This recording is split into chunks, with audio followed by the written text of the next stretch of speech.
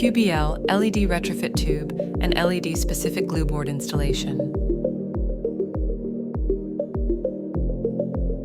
Disconnect the power.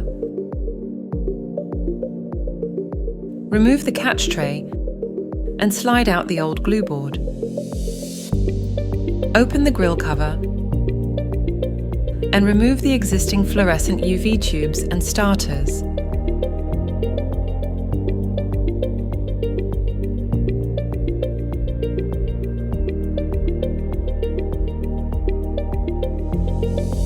Insert the LED starters supplied with the retrofit LED tubes.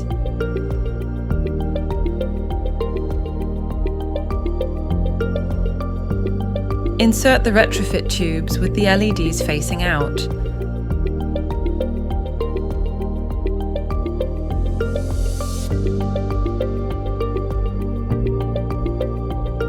Close the grill cover.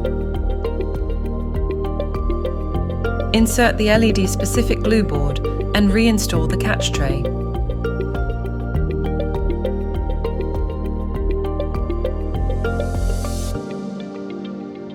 Now, turn the unit back on.